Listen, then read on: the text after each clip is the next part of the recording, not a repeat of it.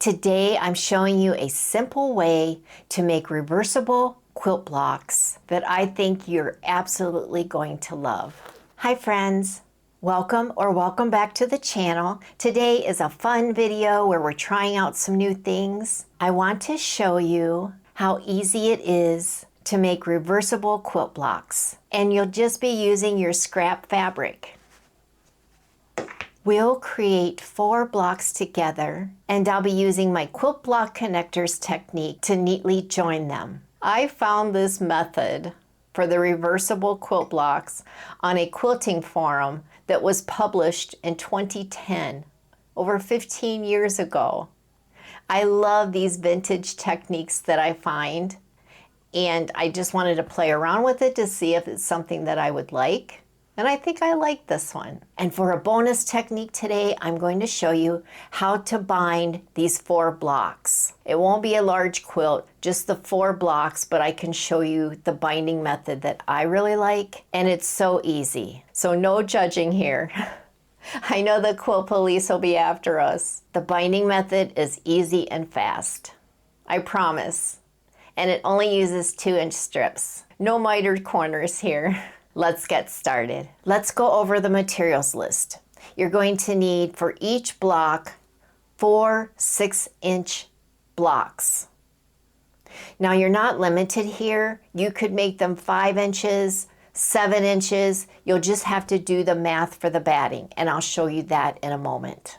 It's very easy, I promise. When you use 4 6-inch blocks, your finished block size is 7 1/4. You'll need some batting or flannel, whatever you want to use. Elmer's school glue for joining, pins or clips, whichever you prefer. Sewing machine and thread, of course, or you could do all this by hand. That would be perfectly fine too. And a quilt block connector. I will link that technique here up above. And then you'll need some 2-inch strips for the binding. All right, let's get to this technique. I kind of did some things already, so I'll bring you down to the table so that you can see. What I have here is a 4 patch, and it's 4 6-inch squares. And you simply sew them together, and then I pressed everything open. That's step number 1. So we're just going to join these to create the 4 patch. Again, let me emphasize that you can use any size square that you want. The next step is you're going to fold this in half how you want it.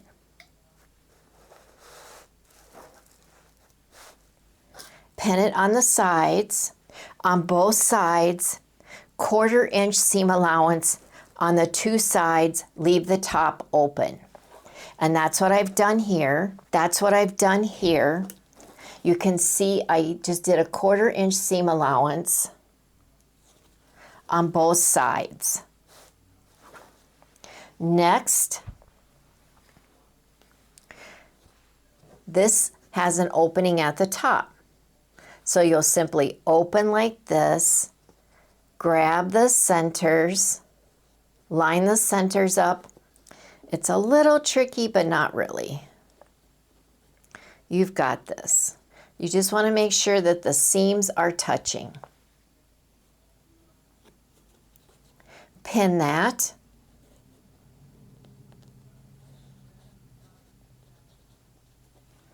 And then come to the sides that are open, and pin those and sew both sides.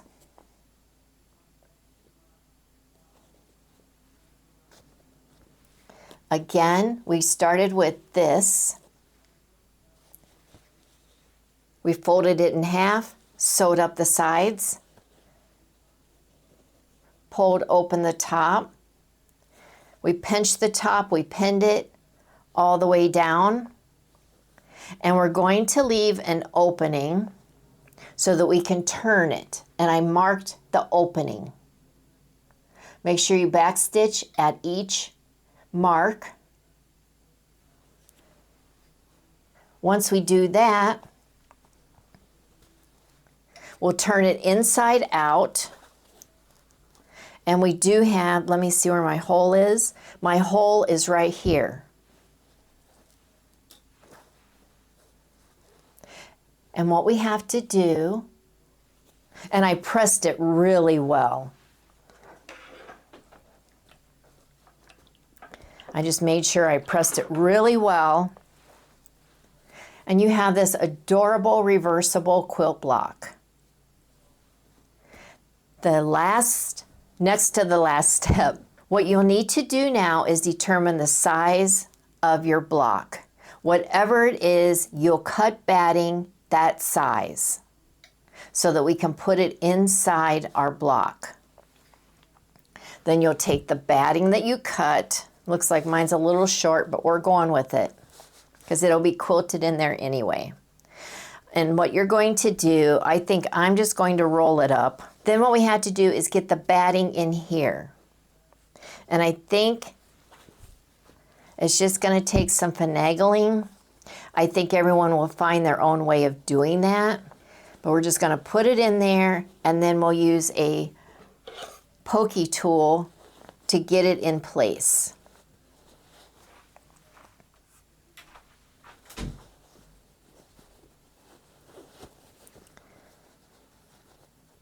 And I can see one corner right here. So I want to get that up into the corner. It's going to be kind of tricky, but I do have an idea for the next one. And we'll see if that works. Okay, get that up there.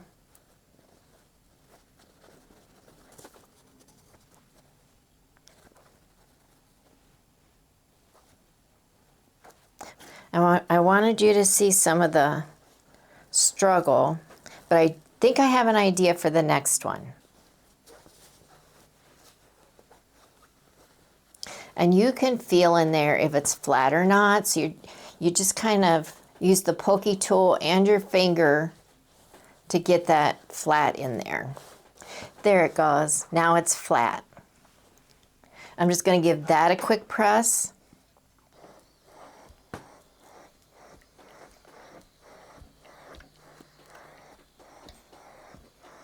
And there you have it. Now all I need to do is take this to the sewing machine, and I'm going to do a zigzag along these two edges, and then I won't have to close this up. Now if you wanted, you could whip stitch this closed, but I'm being the lazy quilter here. I'm just going to do a tight zigzag along these seams, but you could do some quilting on here, and that would be perfectly fine. Maybe along here to catch that batting. But what do you think? Isn't it cute? I just want to go over the steps one more time before I finish these up. The first thing we need is a 4-patch. Any size fabric that you have. These are 6-inch squares. Then what you're going to do is fold the block in half, sew up the short sides, just like I have here. Open up the top, pinch those seams at the top, pin the seams and the sides. Then you'll take that to the sewing machine. You're going to mark a place to open it. I'm going to go and finish these up, and I'll be right back. But I'll leave one open because I think I have an idea on the batting. I'll be right back.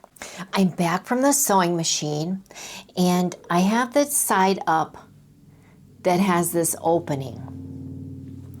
And what I'm going to do is flip this over, take my batting, and I'm actually going to baste it onto the back before I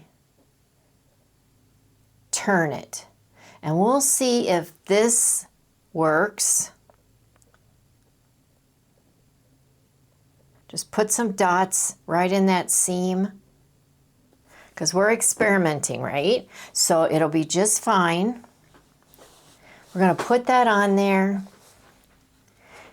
and iron to set that glue. And hopefully that will work. And I'm going to flip it over, iron from the other side. We'll see if we can turn it with the batting. Now let's go to our opening, which is right here. And we'll try to pull that batting through. See if I can do this with the fabric. I should have made my hole a little bigger, right? They're never quite big enough. But the batting is coming over. And again, I just wanted to try a different way because we're learning this together. It is coming through, we just have to be patient. And when I make more of these blocks, then I'll just have to be sure that that hole is a little bigger. But it is going. The batting is the batting's inside. Let's see if it stayed in place. We may need to do a little adjusting. I know I need to do a lot of ironing, but let's poke out the corners.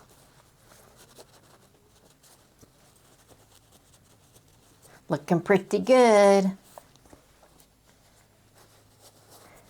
And that batting is lying flat, I believe. Let me look inside. Yes, it is.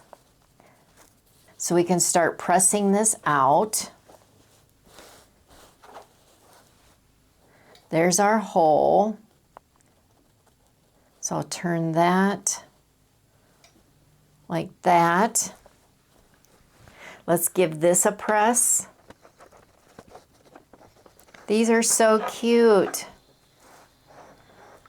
Okay, so that's the trick, and I'll show you that again, as painful as it was on how I did that. Really need to poke out this corner a little more. Okay. Yeah, that batting is flat. So that's really nice. And there is our hole.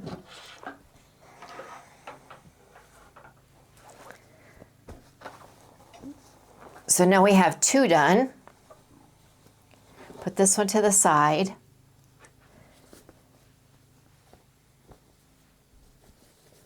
Now what I need to do is there's our opening, and you'll just pull to bring that down. Just like that. And we'll give that a press. Let's do this again. Glue basting can really save you a lot of time. I just really love it. All right, let's put this on here. This one looks a little short too. Flip it over. Really get those seams. Our opening is right here. And again, it's a tiny one. So I'm going to go and reach over and see if I can bring the opposite corner over first. And I think this one's going a little faster. So I think the tip is go for the opposite corner. That's the way to go. Don't you think so? Put it on the back first. There we go. Pull out those corners. This fabric was left over from my granddaughter's quilt that I made her. So I thought, well, let me try to use some of this up. All right, where's our hole? We need to poke out those corners.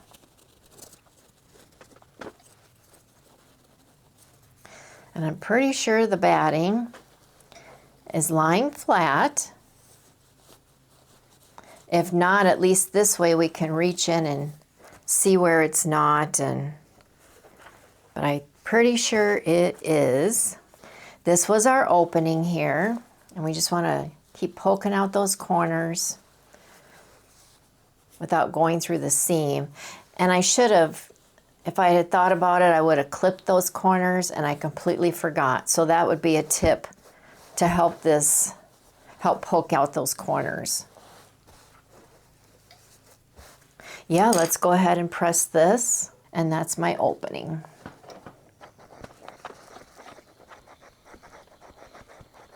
You could also use this technique to, if you would put in the thermal batting, you could make a bunch of pot holders this way, don't you think? All right, that one is done. I won't make you watch me do the fourth one, so I'll be right back as soon as I have that one done. I've got my blocks all quilted, and I just did a zigzag stitch along the seams. And here's what the back looks like. Now we just have to decide how we want to lay them out. And it just depends on the type of fabric that you used.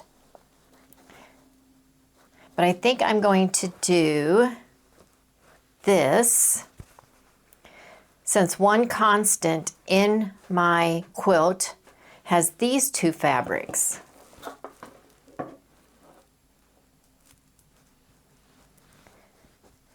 So now we need to join them. And I made some connectors. I do have a video on how I made these connectors, and I'm simply going to glue in here some dots. A little more than dots, aren't they? And put that in there.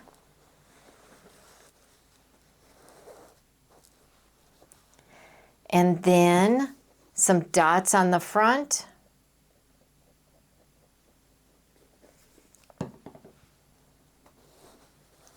Just like that. We'll grab this quilt block and we'll do a tuck on that.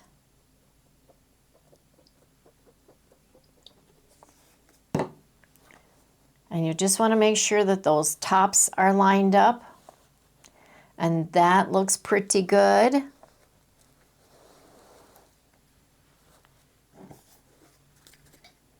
And we will dot here.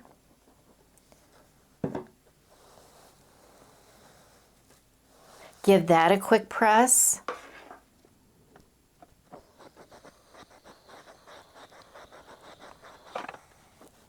Then I'll take my next connector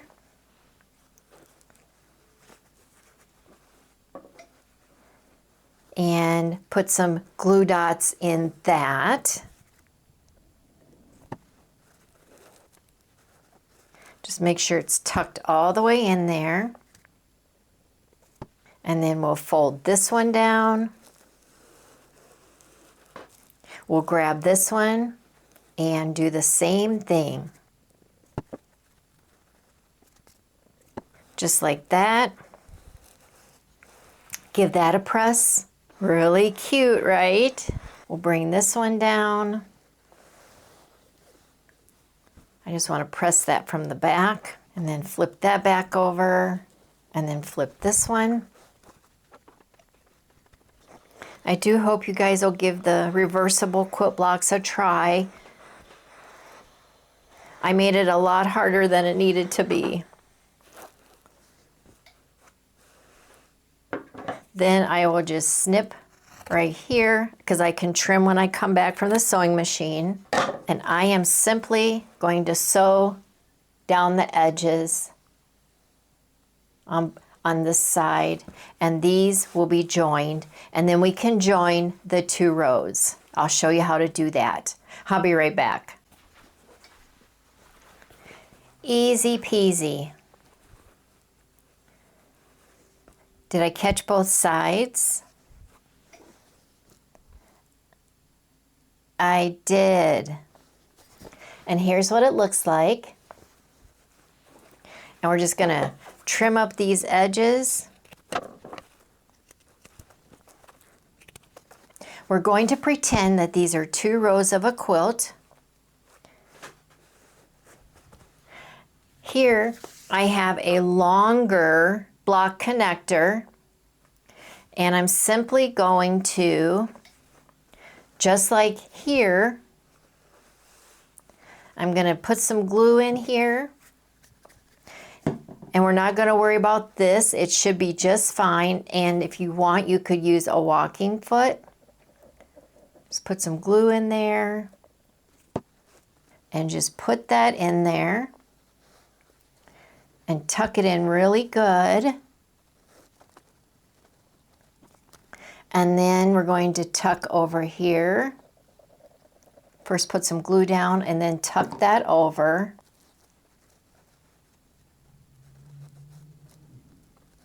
Perfect.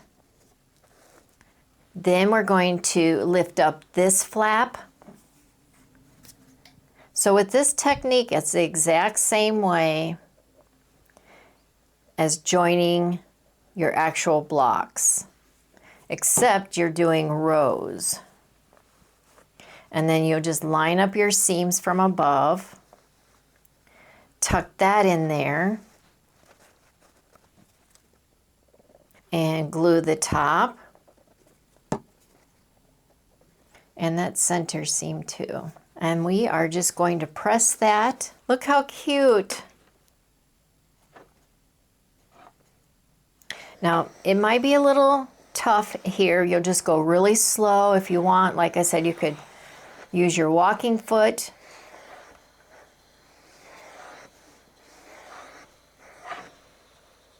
But just go really slow over the seams. And then flip it over. Give it a press on this side. And that's how you join the 2 rows. And I'll give that a little trim, and I'll trim it all the way when I get back from the sewing machine. I'm back from the sewing machine. We'll trim off the edges. And we'll put some binding on this. And for the binding, I have some 2-inch strips. I will have to sew a couple together.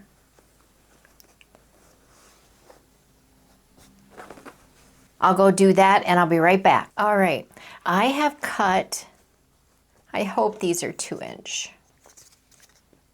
They are. I have 2 2-inch strips, and then you also need 2 for the other side.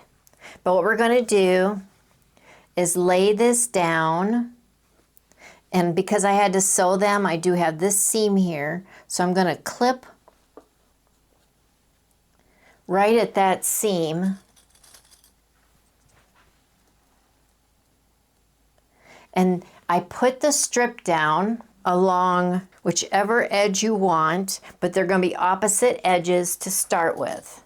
And we'll just clip those, and you're going to sew a 3/8 inch seam allowance for this on both sides.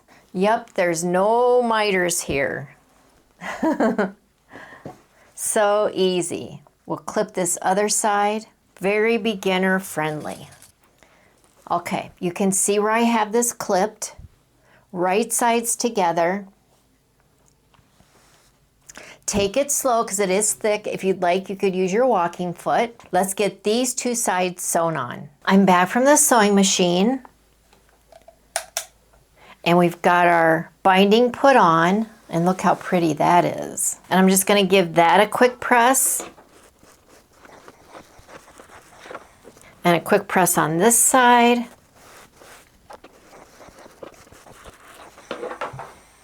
And for these 2 sides, you want to trim it so that it's even with the other edge.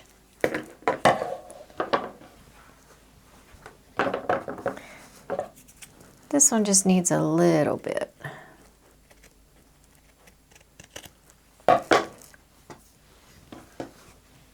And then we'll trim this.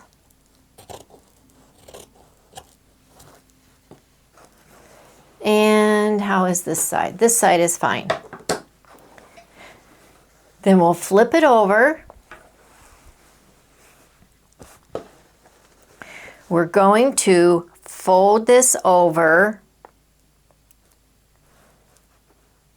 And I'm going to show you, it doesn't go all the way.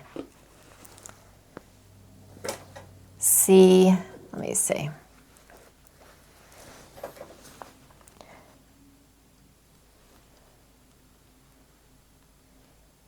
See, there's a little play in there, a little gap, and that's what we want. Because we have a lot of bulk here. And I'm just clipping, and then I'm going to fold it over again. Just like that. And I'll go ahead and clip now. I'll take this clip out. Take this out and put it back. And then we'll press again.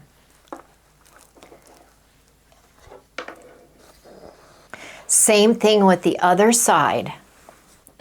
And again, I'm sure you can't see it, but you just want a little gap there. You don't want it, you don't want the quilt itself butt up against our strip.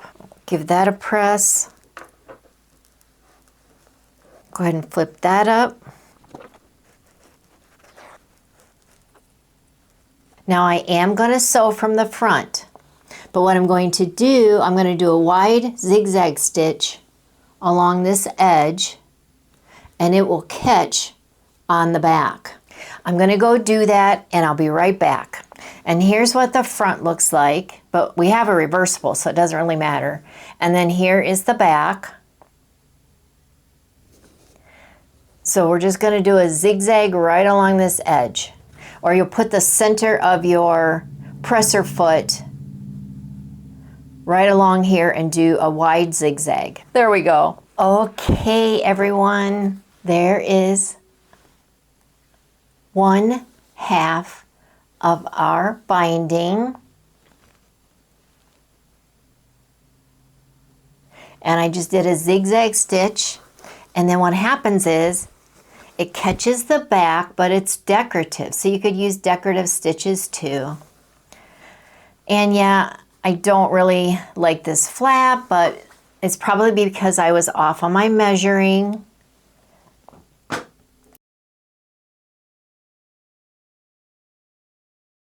And here's the other side. How cute, right?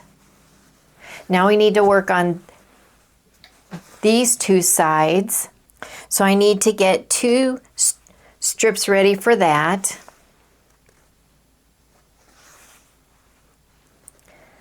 Let's see if we have some 2-inch. There we go.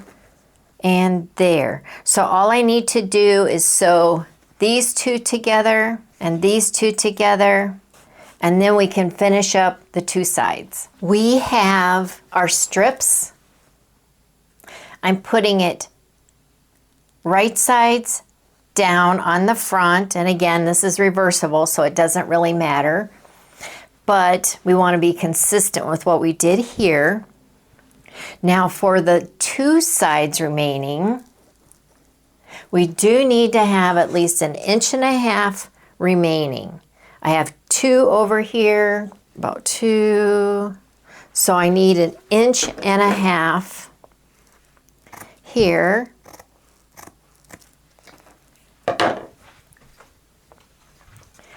And 1.5 inches and 1.5 inches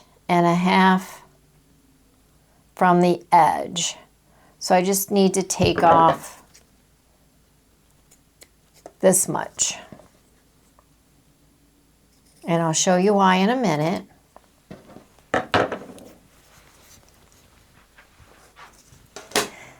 And clip that so I don't lose that and have to remeasure and recut. Same way on the other side. We need to make sure we have 1.5 inches at each end, and that's going to be right there.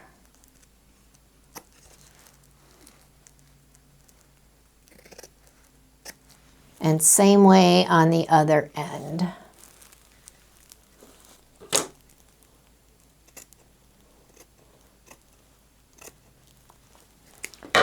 Awesome. And then I can clip that down. It'll be the same 3/8 inch seam allowance, but what's different on this side is we're going to fold this over and actually sew it on.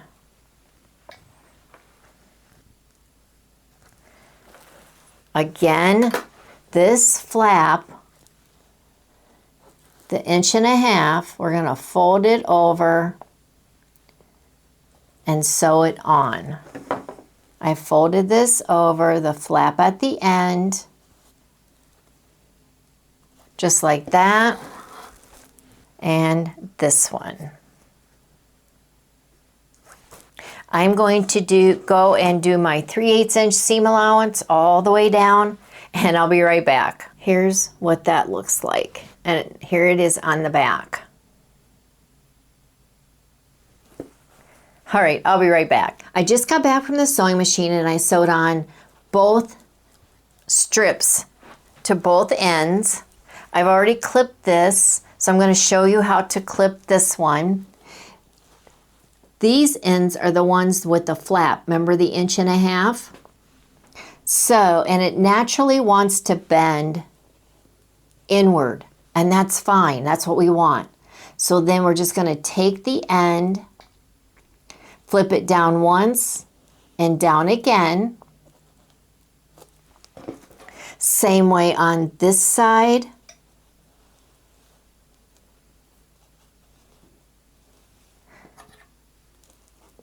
We're going to flip down the center. Remember to leave a little gap between the binding and the quilt.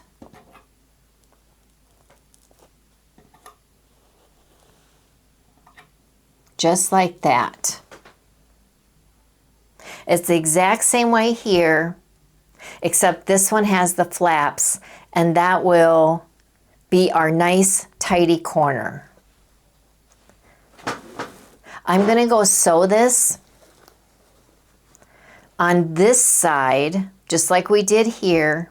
You want the center of your presser foot to be along this seam, and just do a wide zigzag or a decorative stitch.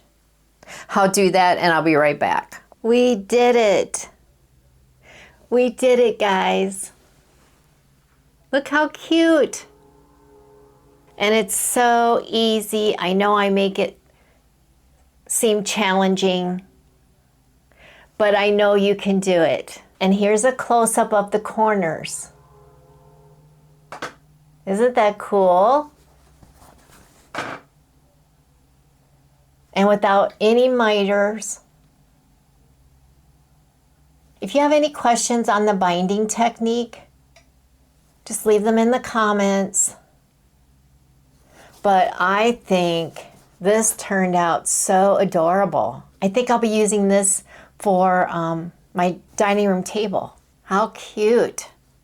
Before we wrap up, I want to leave you with a Bible verse and a final thought to encourage you. And be ye kind one to another, tender-hearted, forgiving one another, even as God, for Christ's sake, hath forgiven you. Ephesians 4, verse 32. Just as each careful stitch brings together fabric pieces into a beautiful quilt, kindness and forgiveness bind relationships together. I'm reminded of Pastor Greg Laurie of Harvest.org's advice to think.